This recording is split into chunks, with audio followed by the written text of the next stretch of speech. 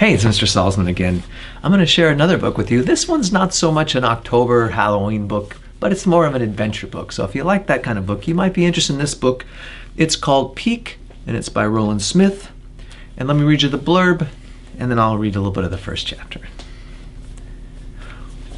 When 14-year-old Peak Marcello's long-lost father presents the opportunity for them to summit Everest together, Peak doesn't even consider saying no, even though he suspects there are a few strings attached. And if he makes it to the top before his birthday, he'll be the youngest person ever to stand above 29,000 feet.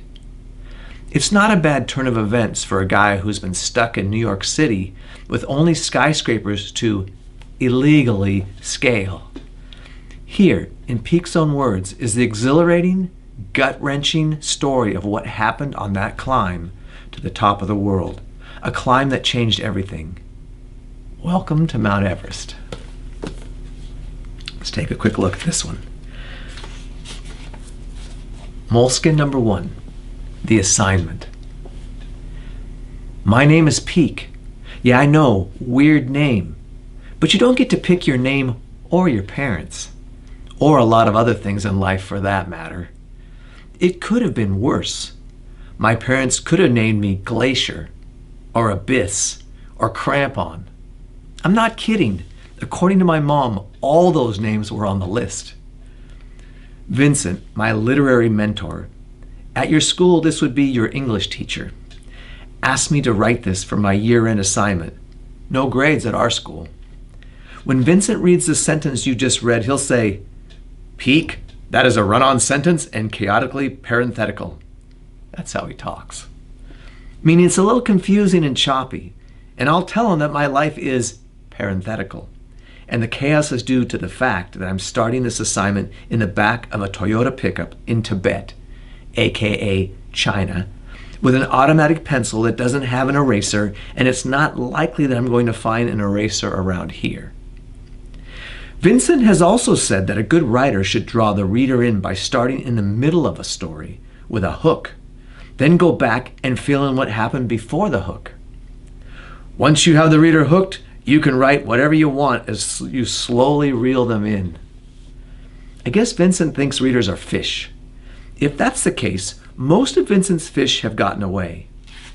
He's written something like 20 literary novels, all of which are out of print. If he knew what he was talking about, why do I have to search the dark, moldering aisles of used bookstores to find his books? Now I've done it. But remember this, Vincent. Writers should tell the brutal truth in their own voice and not let individuals, society, or consequences dictate their words. And you thought no one was listening to you in class. You also know that I really like your books, or I wouldn't waste my time trying to find them. Nor would I be trying to get this story down in the back of a truck in Tibet. Speaking of which, this morning we slowed down to get around a boulder the size of a school bus that had fallen in the middle of the road. In the USA, we would use dynamite or heavy equipment to move it.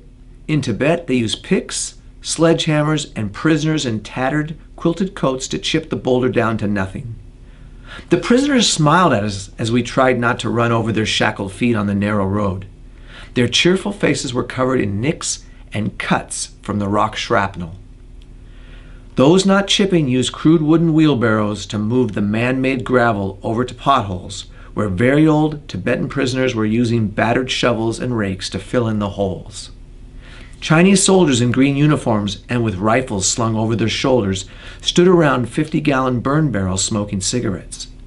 The prisoners looked happier than the soldiers did. I wondered if the boulder would be gone by the time I came back through. I wondered if I'd ever come back through. Next, the hook. I think you can see where this is going. Roland Smith does a great job giving you the feeling of what it would be like to climb Mount Everest, which is a formidable task.